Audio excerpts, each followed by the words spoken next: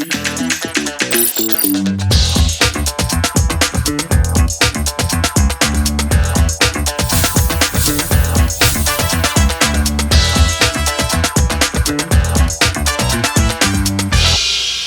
seja bem-vindo a mais um episódio da nossa série de Agricultura de Precisão. No episódio anterior, nós falamos de como nasce um dado de precisão, da coleta até a geração de mapas. E nesse episódio, nós vamos ir um pouco mais a fundo e falar sobre como esses dados transformam em mapas e de mapas transformam em decisão. E para a gente começar, Gui, existem diversos tipos de mapas de dados, como a gente já falou aqui antes, né? De produtividade, NDVI, de solo e assim por diante. Quando o agricultor está olhando esses dados, o que ele precisa observar? O que é importante ele prestar atenção e identificar para tomar uma decisão? Legal, Piva. Eu acho que assim, um dos mapas mais claros que a gente tem e que a gente bate o olho e consegue interpretar rapidamente é o mapa de produtividade, né? Manchas verdes produzindo mais, manchas vermelhas produzindo menos. Isso é uma interpretação clara, só que a gente tem alguns mapas, né? Seja um NDVI, né, às vezes seja uma condutividade elétrica, às vezes atributo de solo, que a interpretação às vezes ela não é tão simples, né? Muitas vezes a gente precisa de apoio, né, de um especialista ali nos apoiando na ponta para interpretar esse mapa e identificar o que essas manchas significam, tá? Além disso, é importante a gente contextualizar. Muitas vezes eu olho um mapa de NDVI, vejo manchas diferentes, mas será que aquilo significa alguma coisa, né? Então eu preciso contextualizar o que eu fiz, o que está acontecendo, muitas vezes ir para campo, verificar, né, para tomar uma decisão, se de fato aquela mancha significa às vezes uma praga ou não, um nematóide e assim por diante, né? Então é isso, a gente precisa olhar os mapas, as manchas com muito cuidado, né? Muitas vezes uma mancha vermelha não é um alerta, ela está mostrando uma variabilidade, mas eu preciso interpretar, contextualizar para que eu possa de fato tirar proveito desses mapas coloridos que nós temos, né? Legal. E Léo, essas leituras, esses padrões, eles mudam de uma safra para outra? A gente precisa atualizar a interpretação que a gente tem desses dados de uma safra para outra? Sim, Piva, com certeza, né? De novo, sempre vai depender do propósito que você quer avaliar e atualizar os seus dados, mas a cada safra é um novo ano de dados, você tem mais dados sendo incrementados, então sempre quanto mais dados, mais rico fica a sua análise. Então, claro que, considerando qual que é o seu propósito, deve sim ser atualizado para compor todo esse histórico. Então, vamos dar, por exemplo, um mapa de produtividade. Em um ano que a gente fez uma análise histórica, fez manejo de taxa variada, fez toda a operação de agricultura de precisão. A gente pega esse mapa de produtividade e interpreta, e avalia. Realmente teve eficiência, foi efetivo, aonde ainda existe variabilidade, e começa a compor e aprofundar um pouco nesse estudo. Mas, resumidamente, sim, sempre é importante estar atualizando e avaliando os novos dados. E pegando um pouco desse gancho de atualização, mas voltando a falar de um tópico que a gente falou nos episódios anteriores, que é as zonas de manejo. Gui, quando a gente fala das zonas de manejo, como que o agricultor deve construir elas? E de quanto em quanto tempo ele deve atualizar? Como que ele sabe quando ele deve atualizar as zonas de manejo? Legal, vamos lá, vamos pegar um pouquinho de histórico também das zonas de manejo, né? Onde que elas surgiram, tá? A gente comentou também nos episódios anteriores, mas acho que vale a pena a gente frisar que a zona de manejo ela vem para nos ajudar a gerir a variabilidade, né? Então, muitas vezes a gente coletava muitas amostras de solo, né, para tomar uma decisão, vamos dizer, Brasil, a média é uma amostra cada 3 hectares, e aí isso começou a ser custoso e muitas vezes os produtores começaram a não ver tão benefício de fazer uma amostragem tão densa e a zona de manejo ela surge para suprir essa necessidade, ou seja, eu vou agrupar porções do campo que a gente considera homogêneas, tá, e vou gerir ali dentro, tá, e isso traz alguns benefícios, a gente vai discutir isso aqui ao longo das conversas, tá, mas quando a gente fala de zona de manejo, 3 elementos são fundamentais, tá. O primeiro dele, propósito, que a gente também já comentou. Qual o propósito da sua zona de manejo? É fazer uma aplicação de fertilizantes, de corretivos, a taxa variada, é população de sementes, a taxa variada, né? É um regulador de crescimento de algodão, de trigo, né? Qual é o propósito? Então, ter o propósito é um dos elementos fundamentais. Segundo, atributos, né? Então, dependendo do propósito, quais atributos eu vou levantar para construir essa zona, né? Então, Se o meu propósito é fertilidade do solo, obviamente faz sentido eu considerar atributos do solo para gerar as zonas de manejo. Se o meu propósito é regulador de crescimento, atributos da planta, tá? E, como a gente falou também nos episódios anteriores, eu tenho atributos do relevo, tá? Então, dependendo do seu propósito, vai orientar muito quais atributos você vai usar para gerar essas zonas. E, por fim, os algoritmos, né? Que são os algoritmos de clusterização. O que é clusterizar? Né? É agrupar, tá? Então, se a gente pegar um exemplo muito claro nosso aqui, estamos em 3, vamos dividir em 2 grupos, um grupo vai ficar com 1, outro com 2, né? Vamos levantar características nossas de altura, peso, idade e assim por diante, né? E vamos aplicar um algoritmo que vai nos dividir em indivíduos semelhantes, tá? E a gente vai fazer a mesma coisa com a lavoura, tá? Eu vou agrupar todos os dados que eu tenho a respeito daquele campo, usar um algoritmo, e aí tem uma infinidade, as plataformas estão para nos apoiar nisso, para gerar essas zonas de manejo. Então, resumindo, 3 elementos: propósito,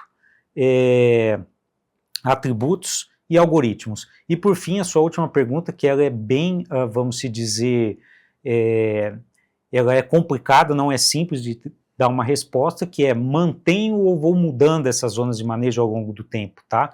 Eu diria assim, olhe para o propósito, tá? Se o seu propósito muitas vezes é solo, atributos, fertilidade, etc., eu diria que você tem que tomar cuidado em ficar variando essas zonas, tá? Mas agora, se o propósito é muitas vezes a planta, pode ser que isso ao longo do tempo vá mudando. A gente tem microclimas, como a gente comentou. Então, às vezes, faça sentido você mudar essas zonas de manejo ao longo do tempo.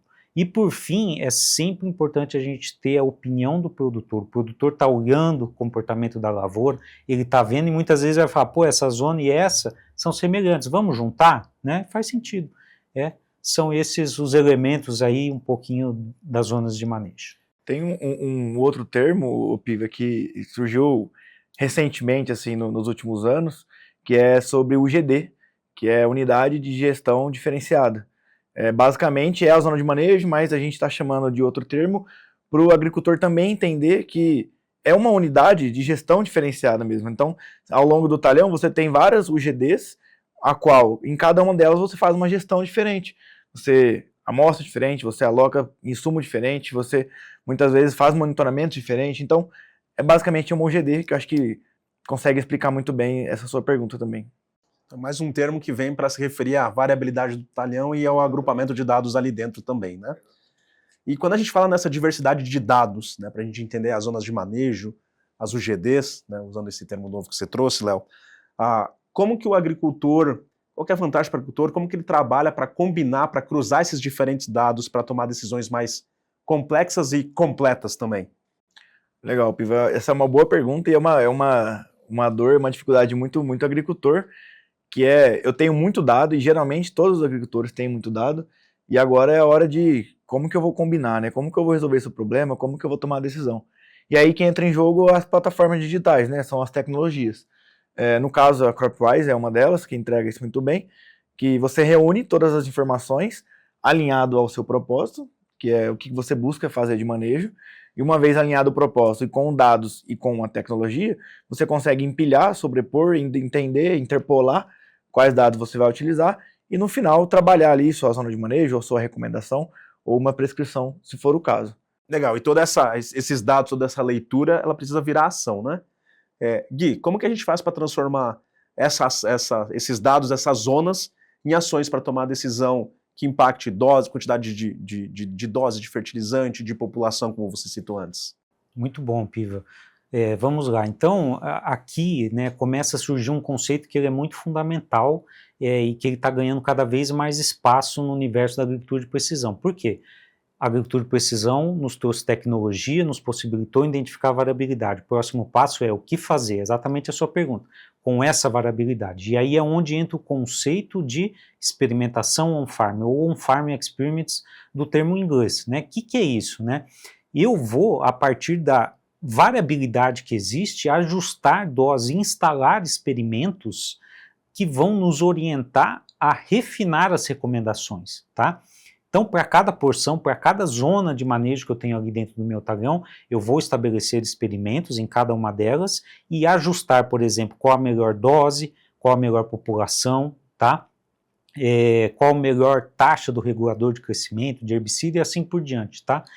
Refinando isso, veja bem, a gente consegue para cada produtor, para cada lavoura, personalizar essas recomendações, né? Então, todo o universo de tecnologia, a gente está imerso em personalizações, né? E eu vejo isso muito agora com a experimentação on-farm, personalizando recomendações para cada produtor, para cada lavoura. Isso vai nos trazer muitos benefícios, tá? Em termos econômicos, né, de ajustar exatamente as populações, as doses, e ambientais também, respeitar o meio ambiente, né? A hora que eu ajusto exatamente a dose para aquele determinado tipo de solo, eu estou respeitando aquele solo e não estou muitas vezes poluindo, jogando fora recursos, tá? Legal, Gui. E Piva, se você me permite, eu vou fazer um gancho com o CropWise, inclusive é sobre experimentação on-farm, né? Recentemente, a gente visitou um agricultor, um produtor de algodão, e ele comentou que ele estava há 4 safras fazendo uma experimentação on-farm, visando validar qual que seria a melhor densidade populacional para o algodão num talhão dele problemático. Só que, qual que é o problema? Faz 4 safras que ele está buscando. O que ele fez? Em uma safra ele definiu 10 plantas por metro linear, na segunda safra 9, na terceira 8 e na última 7. Ou seja, ele demorou 4 safras para tentar entender qual que é a população ideal para o algodão dele. E aí existe um grande problema, né? Cada ano é um ano, o clima muda, então pode ser que no primeiro ano de 10 plantas por metro linear tenha chovido mais do que no último ano. E aí você vai falar que a população ideal é 10? Nem sempre. Então, nesse momento que também entra a CropWise como uma ferramenta para auxiliar, que hoje, de forma bem simples, na própria geração da prescrição, da recomendação de taxa variada de semente, a gente consegue alocar lá blocos de testemunha e você consegue experimentar mais do que 10, quantas você quiser, populações diferentes dentro de cada zona. Ou seja, o que demoraria antes 4 ou 5 anos, a gente consegue fazer em uma safra, e a cada safra o produtor vai aprendendo e vai acelerando essa experimentação on-farm. E é muito importante esse ponto que você citou, né, Léo? Porque no fim do dia, a agricultura é uma indústria a céu aberto. Então, se a gente não está testando, não está comparando as coisas no mesmo momento, na mesma safra, no mesmo talhão, a gente tem um risco muito grande de estar comparando quantidades de chuva, pragas, uma série de fatores de forma diferente, o que vai com certeza prejudicar a decisão no final do dia, certo? Com certeza. E assim a gente chega ao final do nosso segundo módulo da série de agricultura de precisão. Nesse módulo, nós falamos bastante sobre a importância dos dados, da qualidade dos dados, para realmente transformar em mapas e decisão. Mas ainda tem um pedaço faltando, que é fazer essa decisão se transformar em ação no campo. Porque no final do dia, a agricultura de precisão só existe se ela se tornar parte da rotina, do dia a dia do campo. Nos vemos no próximo módulo.